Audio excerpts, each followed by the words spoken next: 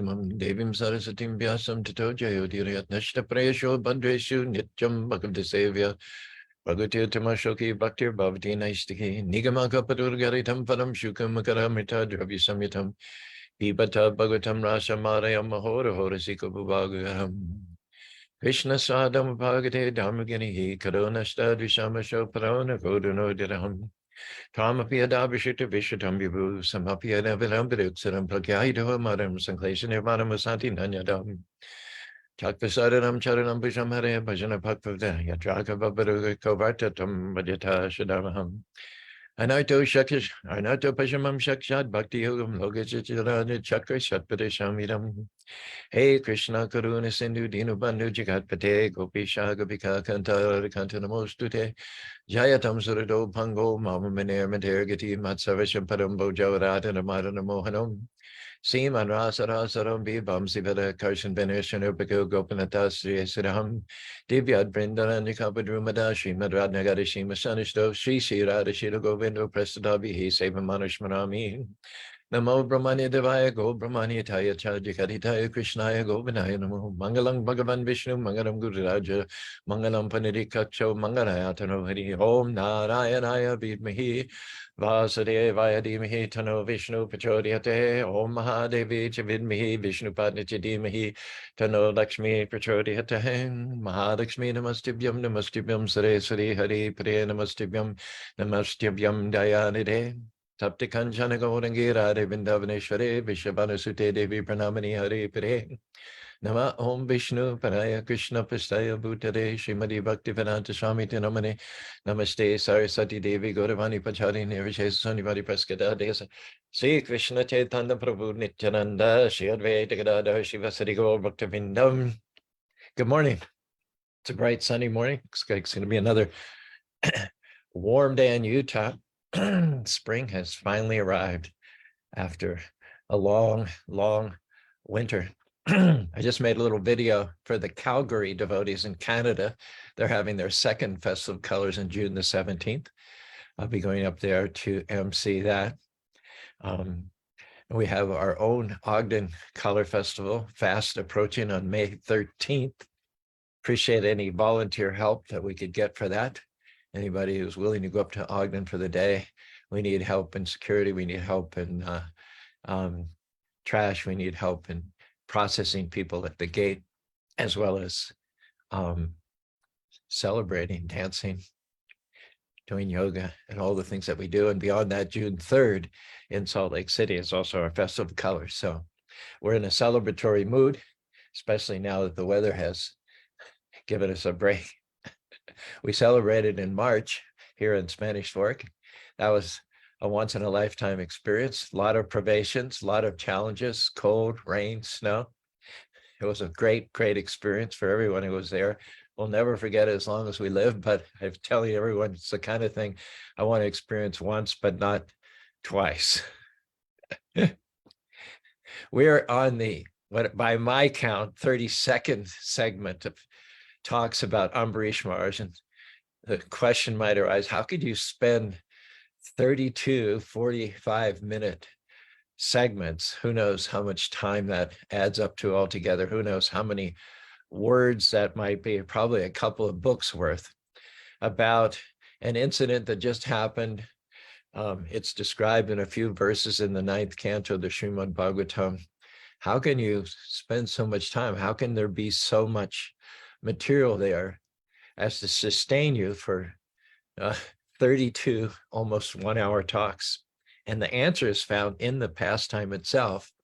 We're going to get to this a little bit later, but I want to point out that Durvasa Muni, after having been a beneficiary of Ambarish's saintliness and kindliness and compassion, he says, aho is an expression of astonishment. This is astonishment coming from Durvasa Muni, who is able, by virtue of his mystic yogi power, to create planets. He's able to create he'll create a planet and hang it in orbit. He can counteract the law of gravity. He can cause someone to go up rather than down. And yet this accomplished yogi who himself can perform miracles uses the word aho. His jaw drops he gets goosebumps. His hair stands on end in the back of his neck when he thinks about aho anantam dasyam. He thinks about the anantam dasyam. Dasyam means servant, and anantam means unlimited. When this accomplished best of all yogis thinks about the unlimited qualities of devotees such as Ambarish Maharaj, he becomes astonished. Unlimited means what to speak of 32 sections. You could do 320 sessions. You could do 3,200 sessions. At some point, we're just going to have to pull back on the reins and move on to some of their pastime. But the fact that we spent 32 sections on this one pastime should tell us that there is no limit to the topic. There's no limit to the subject matter. There's no limit to the glories of the Lord.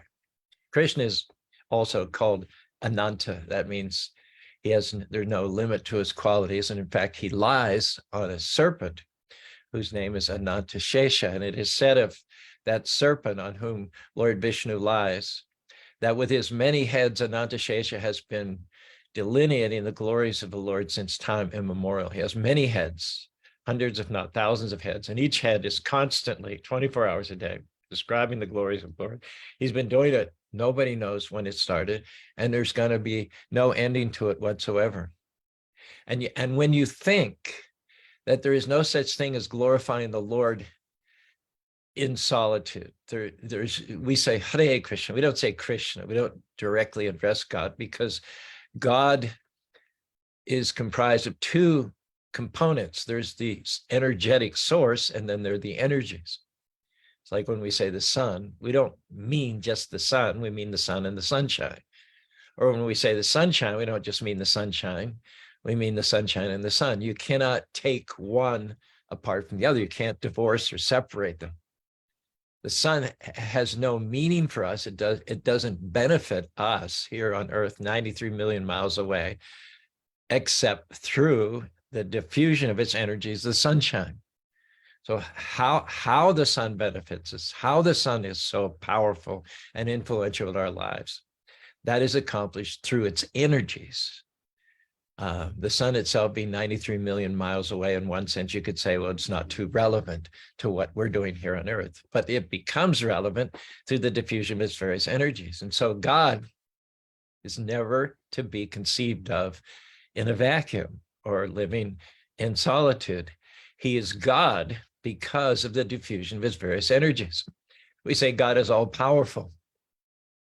So Krishna up in Vaikuntha and Goloka Vrindavan, in this highest planet of the spiritual world, beyond the blue regal Narayan planets, millions and millions and millions and billions of light years away from us, he's God. But how is that remote living entity with his individual planet and his intimate associates relevant to us so far away? And the answer is through Paramatma, through the expansion of the Lord, who has entered into each and every universe, and within the universe, he's entered into the atom and the hearts of every living being. So God is all powerful, not because of the Krishna part of him, but because the Krishna part of him is the source of multifarious potencies. And it's because of his multifarious potencies, it said, Nachas chavyadakas dudishyate parasya shaktir vividaiva suyate. Natat samas. God is defined as that person than whom no one is greater or equal. And why is that? Why is God that person than whom no one is greater or equal? It says Shobhava Balika Shobhala Gana Kriyaha, because of the unlimited diffusion of his various energies. God is not just a remote living being far away from us with no pertinence to our lives. Neither is he the all-pervasive aspect, which is everywhere and has no separate existence. He's not one or the other. With God, you don't have to choose. Like with me, I'm either in Spanish Fork, or I'm in Payson, or I'm in Orem, or I'm in Provo. You have to make up your mind. Where is Caru? But with God, you don't have to make a choice. You're not forced into choosing door number one or door number two, because he's both. He's at one and the same time, and transcendental, unlimitedly beautiful, clever, humorous personality with whom liberated souls associate eternally in the spiritual world. And at the same time, he has diffused his self in the form of Paramatma, the super soul, that he pervades and supports everything in both his material and spiritual creations. So when we talk about God, we don't talk about him in isolation or in solitude. And the fact that Krishna has unlimited qualities, and that those qualities can be articulated and vocalized and sung by such as Ananta Shesh and all his devotees, is attributed to the fact that he is connected to his devotees.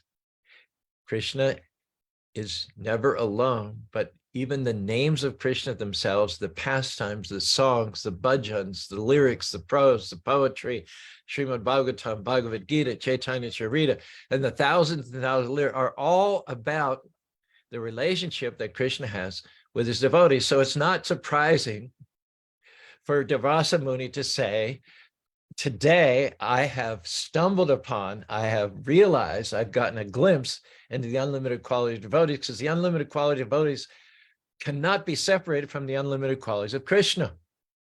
Krishna has unlimited qualities because of his unlimited relationships and connections with his devotees.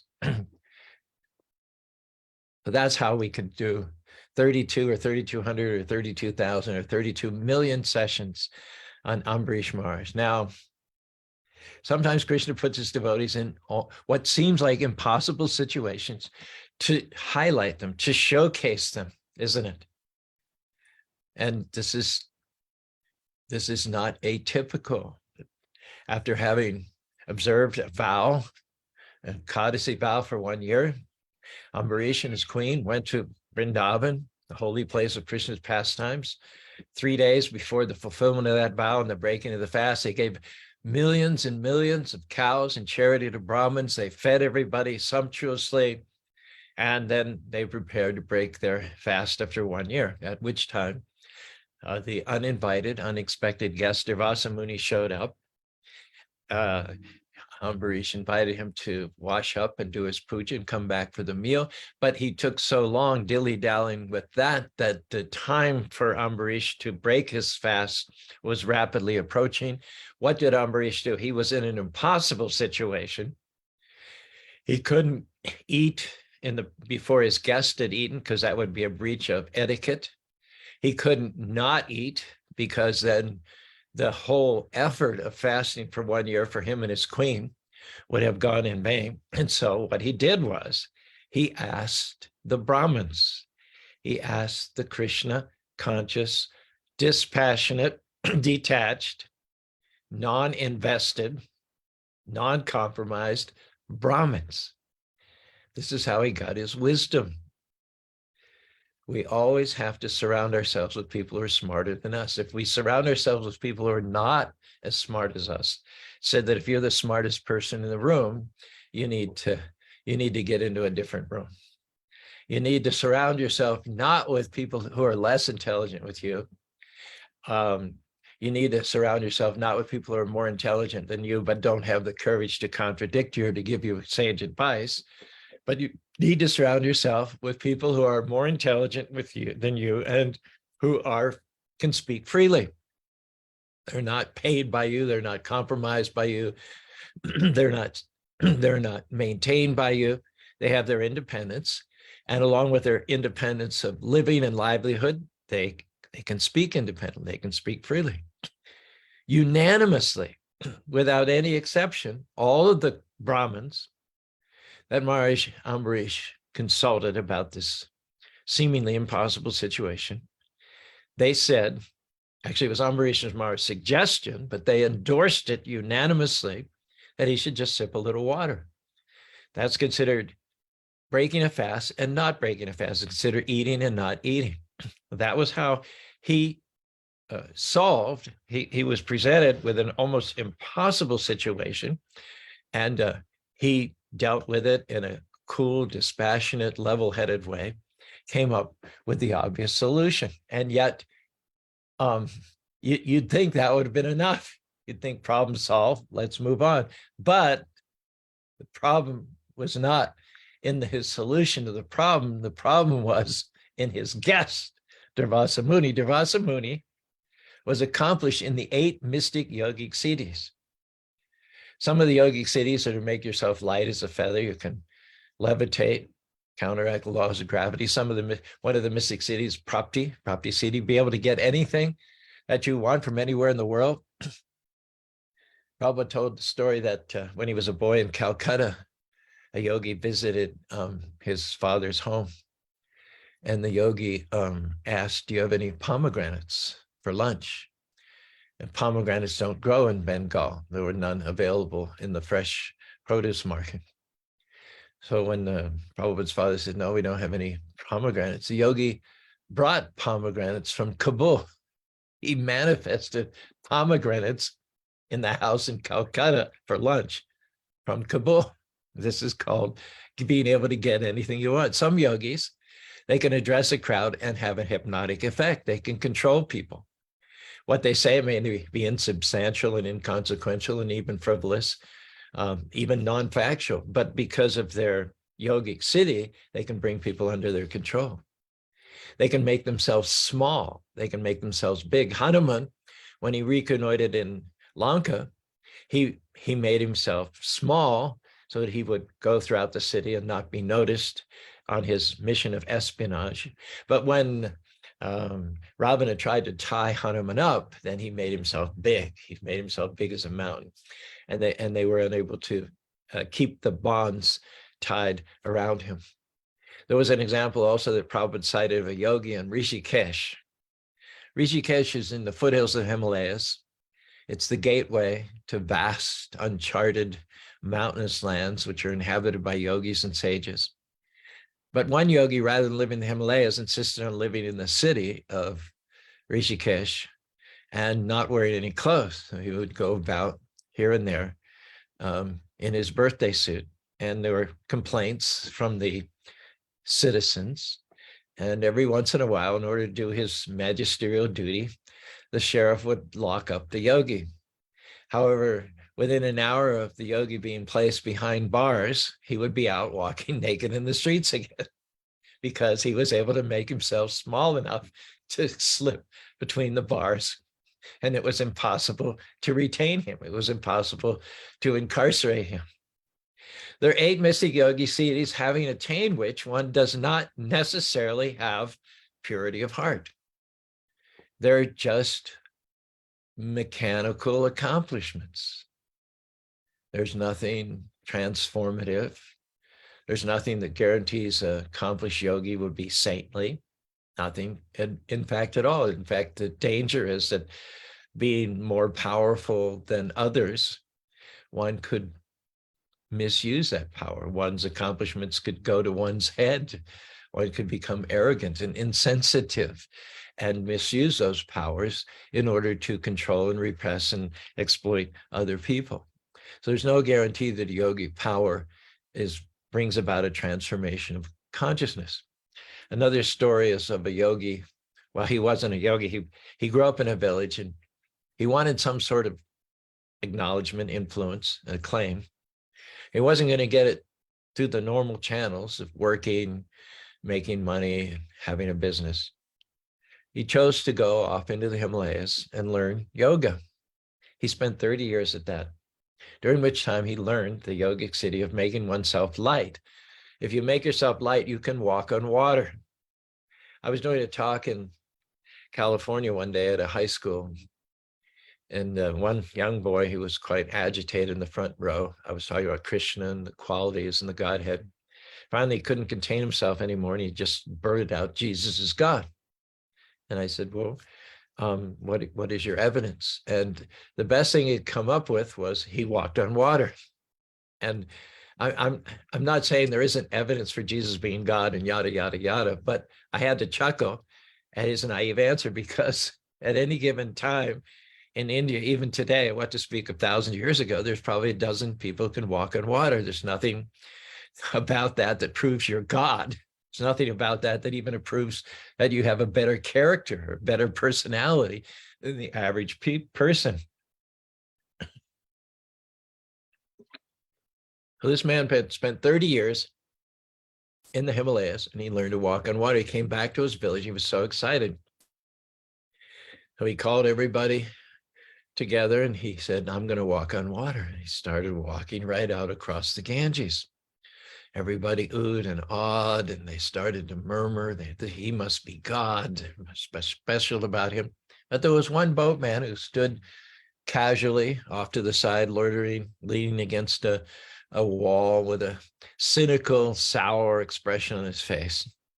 The yogi was bothered that he hadn't impressed 100% of the people. He impressed 999 out of 1,000, but his desire for approval, approbation, and superiority was so great that it bothered him that this one man seemed unimpressed. And so he went up to the man leaning against the wall. He said, everybody else is impressed to the point that they're about ready to worship me, throw money at my feet, build me a temple, and install me as the deity, but you don't seem in the least bit impressed. Why is that? And very matter-of-factly, the man said, I'm a boatman. And every day I charge people about 2 pennies, a few pice, to take them across the Ganges River.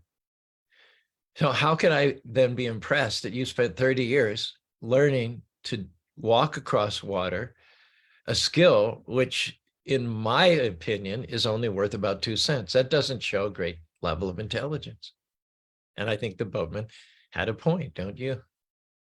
He had a point that yogic powers are not spiritual. They're achieved on the material platform. It's not a gross material platform. For instance, if we want to go to another planet, we have to build an iron spaceship and fill it with all kinds of dangerous combustible fuels, and then have, blast off at millions and millions of dollars expense. And then when we go to the other planet, we can't live there comfortably. We have to wear a big suit, which provides us, it simulates the atmosphere on Earth, because we can't live in the atmosphere of other planets. So there are all these restrictions and limitations and conditions and expenses involved with our going to another planet in this self-same body. However, yogis can travel to other planets and they will simply assume a body suitable to that planet.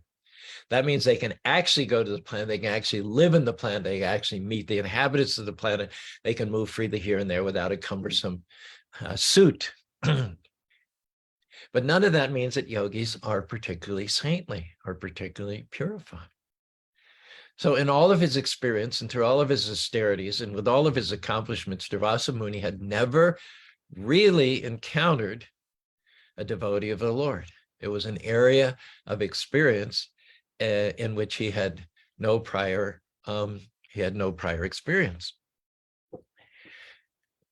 And again, he's carried around his accomplishments. He's carrying around his status as one of the topmost yogis with great pride, looking down on everyone else. And so when he knew from his mystic cities, his mystic yogi powers, that Maharaj had taken water before offering a meal, he flew into a rage.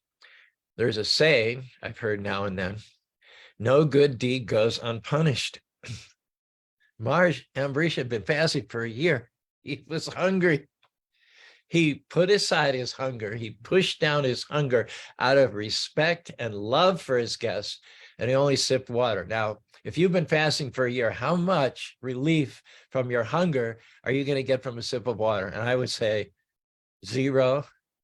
In fact, if you're 1 month into your fast and you know you have 11 months to go, you can handle it. You can easily manage the urges of hunger. You can keep the wolves from the door because you have a long way to go.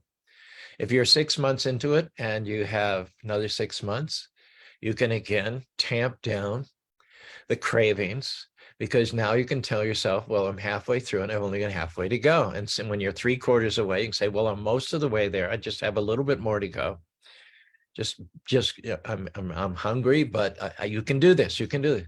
But imagine when, after 1 year, and all your focus has been on this one muhurta, this one, 85-minute window when you're able to break your fast, and that window is coming up. And after 1 year, you're within an hour, and then 45 minutes, and then a half, and then you're within 15 minutes, and then you're within 5 minutes of now being able to taste something. I remember I went on a fast a few years ago. I think it was a 30-day fast.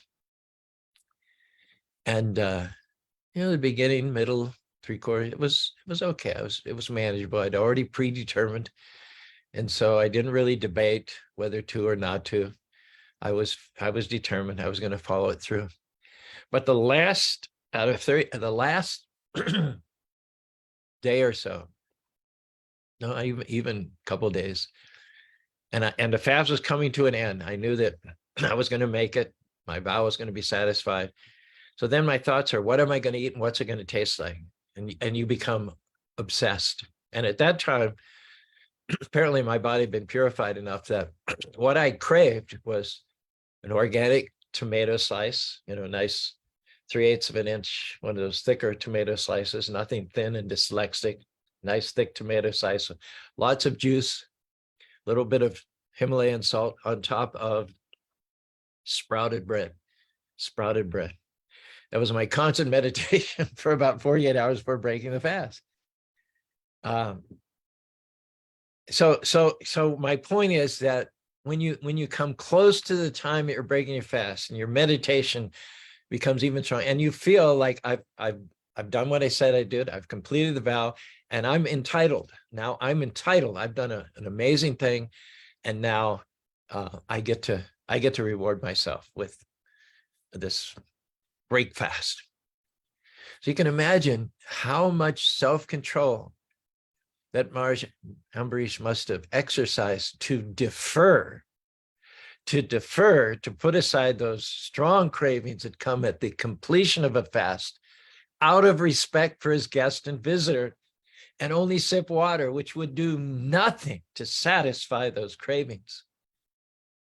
They're in my experience, they would be running full riot. They would be like, "Hey, you promised. I've been waiting for 12 months. You owe me. Now's my time."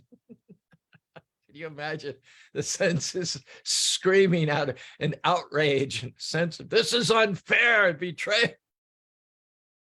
Maharaj Ambarish had control of all of that. We can hardly imagine the level of control out of love and respect for the Atiti, Deva Bhavan. It said the uninvited guest might be God. He might be God just coming to test you, test your hospitality.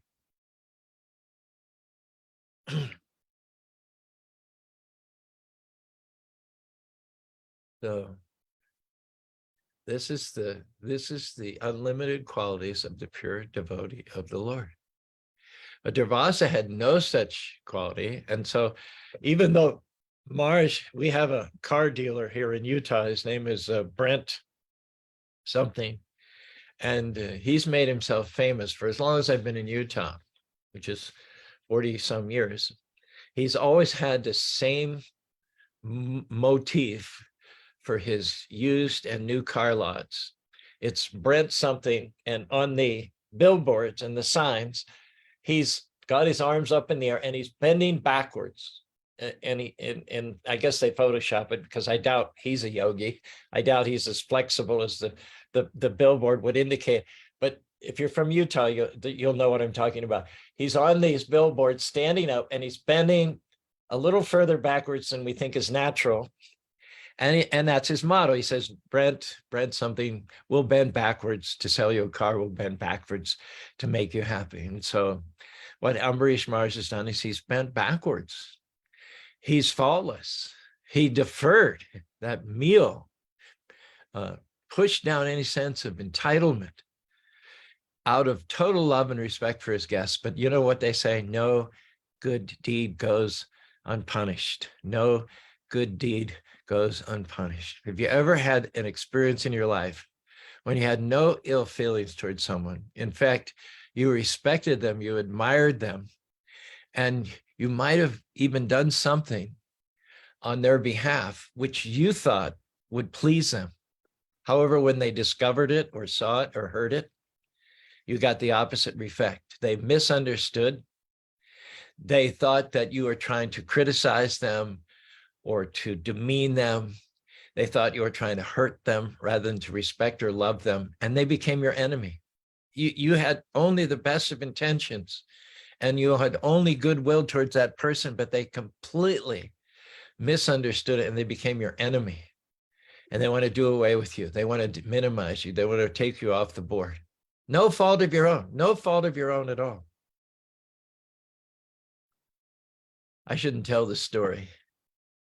I should not air dirty laundry, but the devotee has left the movement. He couldn't bear the standard. But when I went to Mayapur, our world headquarters in probably 1971, there was just the one building there, the Lotus building. And this would have been in 74, I think. There was only one building on the vast property. Mayapur wasn't built up at all. And it was 4 stories.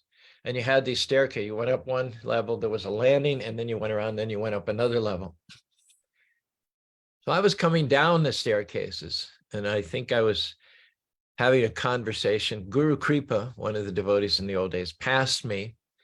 He passed me on my left. I was on the right. He passed me, and we said something to each other. And I was on the landing, about to step down, and I was looking back, having said something to Guru Kripa, and all of a sudden, I was on my back, and I couldn't breathe. I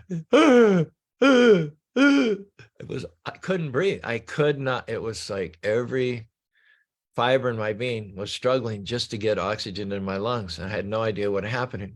And then there was this ugly looking guy, thug looking guy, in the garb of a sannyasi, no less, with his face about 2 inches away from mine. He said, "Caru, if you ever come to the Philippines, I'll kill you."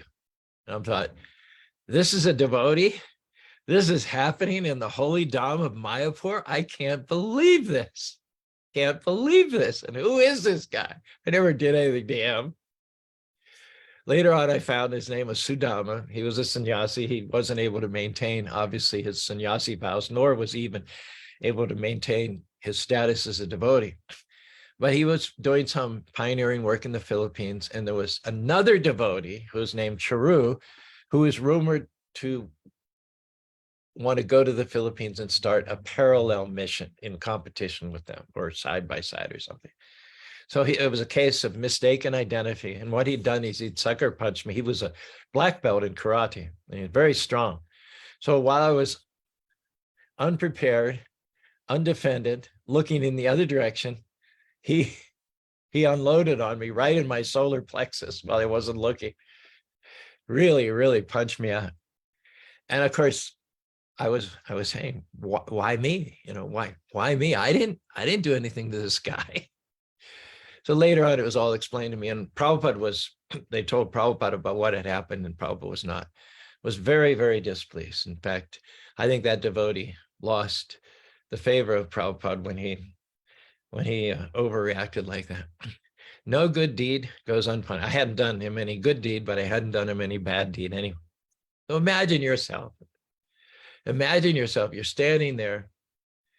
You have only the kindness of feelings for Durvasa Muni. You have only the highest respect for him. You've sipped water when you were entitled to have a meal after 1 year of fasting. And for this, the thanks you get from Durvasa Muni is he plucks a hair from his head. Now, that couldn't have been very easy. Remember, he's a yogi. He lives in all kinds of wild, uncivilized places. Who knows when or if ever he'd ever shampooed his hair. His hair wasn't soft and downy. It was all matted, and probably to even find a stray hair, an isolated hair that wasn't, caked with dust and decayed, dried leaves and twisted and everything, to even find a hair in all of that to pull must have been quite an endeavor, and then it must have hurt. And from that, he conjured a fiery demon. That demon is coming towards you to burn you to ash. Well, how would we react? But why me? This is unfair. For drinking a little water? Come on. Hello. this demon is attacking me to kill me for drinking a little water? At the very least, we would be so alarmed and so shocked, we would run, try to avoid the danger by running. And yet Ambarish Maharaj did none of that. He had not the slightest tremor of anxiety.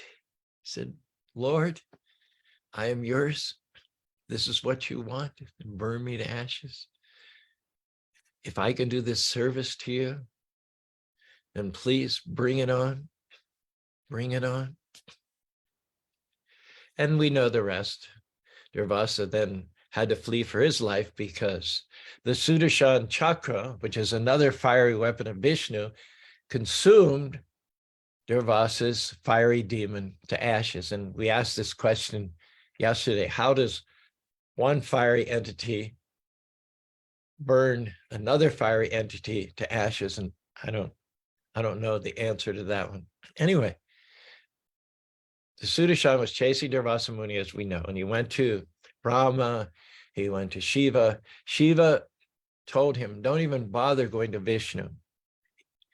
Aradhanam Sarvasham Vishnaran Tajma Parinatirim. One time Lord Shiva had been asked in the Padma Purana by his consort Parvati, who is the most worshipful object? And without any hesitation, Shiva said, Aradhanam Sarvasham Vishnaradhanam Param. Aradhanam means worship, Param means highest. Without any hesitation, Lord Shiva, whom many people in India worship as God, he said to Parvati, the greatest, most worshipful person is Vishnu, without any hesitation whatsoever. Aradhanam Sarvasham Vishnu. But then he went on to say, greater than worship of Vishnu, Tadiyanam are worship of Vishnu's devotees. So as powerful as God is, the devotees are greater than God because they bind, they control the Lord with the ropes of their love. There's a statement, I think it's by Kadmbanga Maharaj in the 11th canto, Dharmam bhavata bruham, na prabedyarakarichit, amradiru na prabedyarakari, dasanam anaptarijiram. Ajam means unconquerable. The Lord is unconquerable. Big demons like Ravana or Hiranyakashipu, Hiranyaksha, they were all reduced to corpses after encountering the prowess of the Supreme Personality of God in his various avatars and incarnations. He's unconquerable. And yet, Ananto Dasanam, the unlimited Lord, the Lord who has unlimited prowess, unlimited powers. Dasanam, he serves his pure devotees. Naprabhadyadakarichit. Devotees are never overcome. They may be defenseless for themselves. Prahlad was a 5-year-old boy being harassed by his father. They may be defenseless. Ambarish, although he had resources, he was the king of the world. He had bodyguards, he had weapons, he had military skill himself. He was unconquerable in his own right, and yet he was not going to defend himself. He stood there helplessly.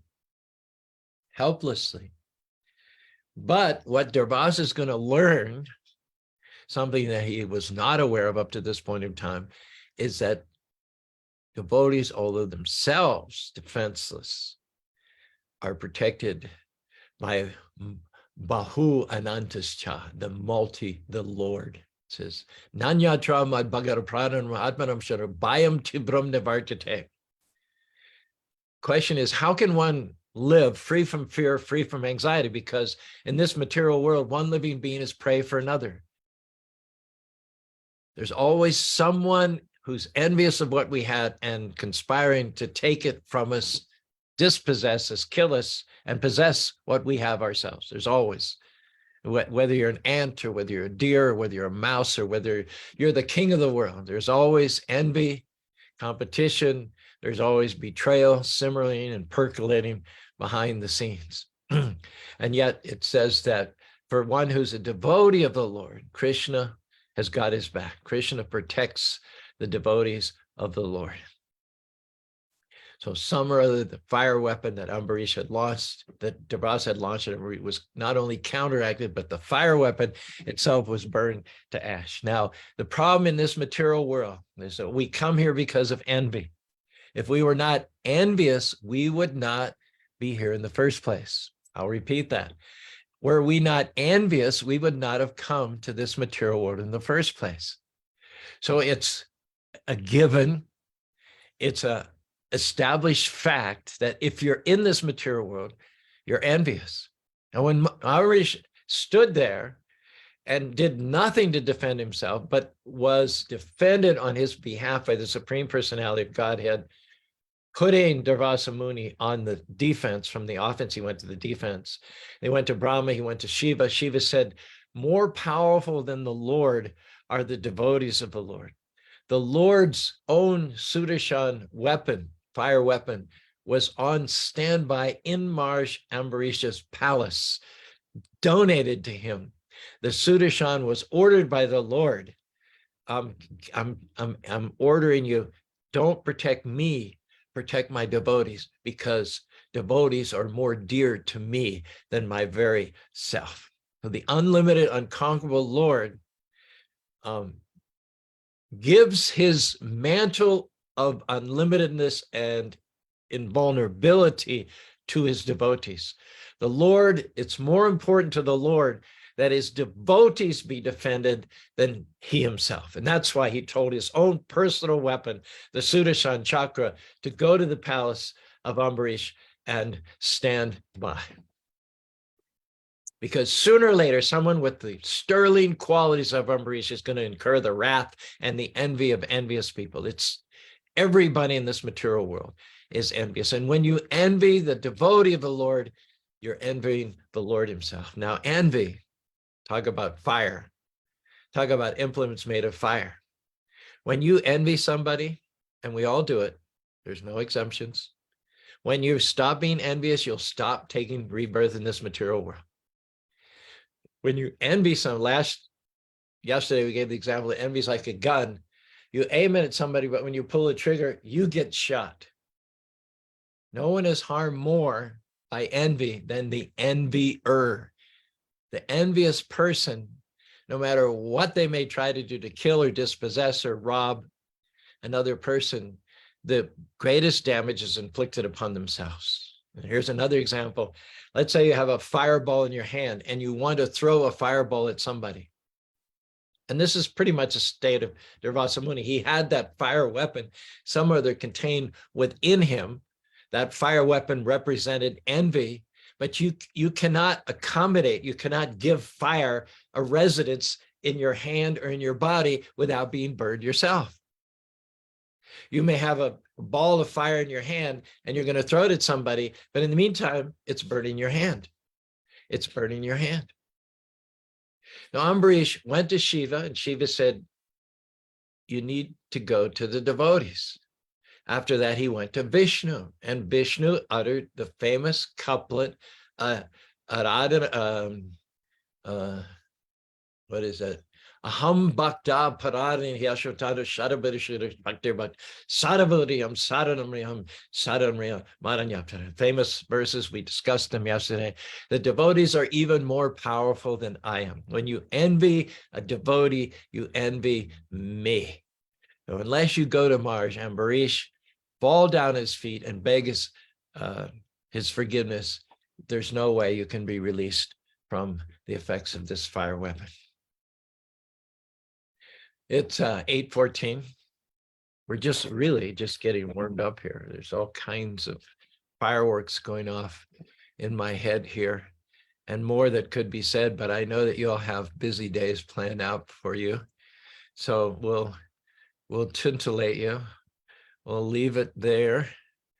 Cliffhanger to see what insights and realizations we can penetrate next Monday. In the meantime, tomorrow is Nrsimha Chaturdasi, the appearance of the half-man, half-lion incarnation celebrated in the Salt Lake City Temple. I urge everyone to go.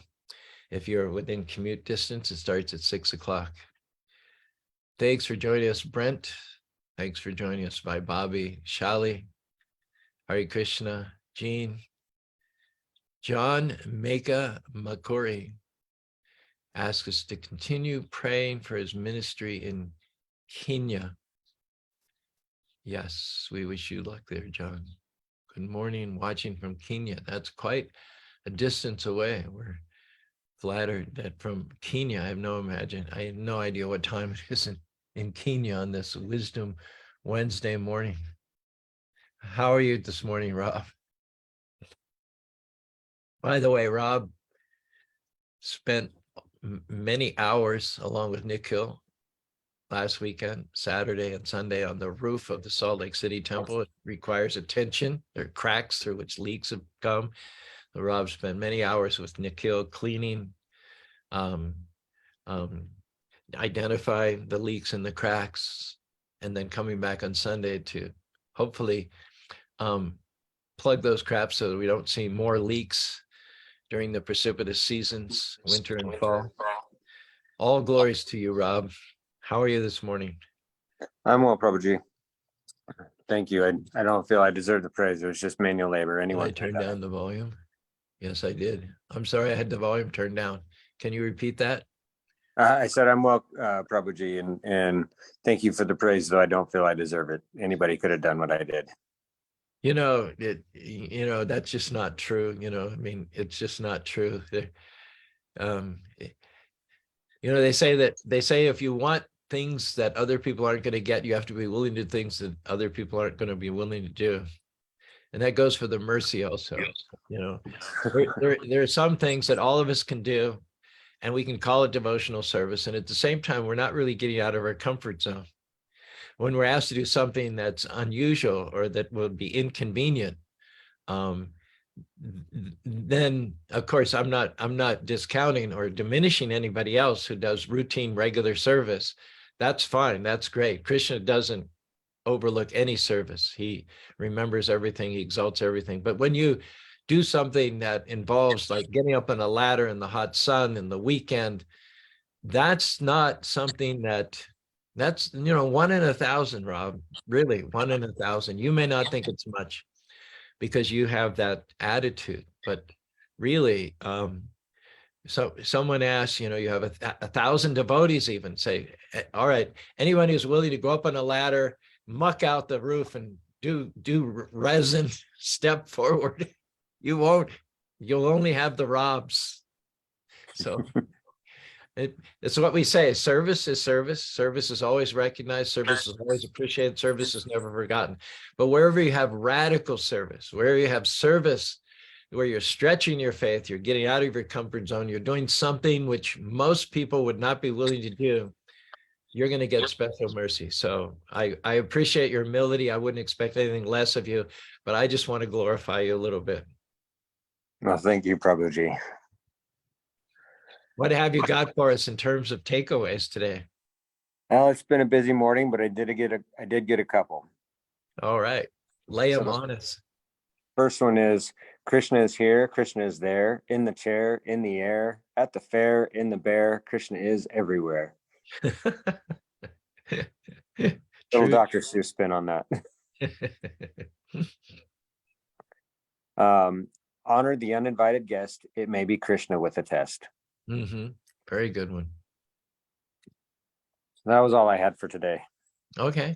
I will post those on Wisdom Wednesday. Thank you very much, and enjoy the festival tomorrow night. I'm so happy that all the devotees have come together. Everybody step up in order to honor Lord Nrsingadev. It's going to be a wonderful event, and everybody's going to be blessed who participates and makes it happen and who attends it. Jai Nrsingadev. Hare Krishna, Krishna Krishna, Hare Hare, Hare Ram, Ram Ram, Hare Hare.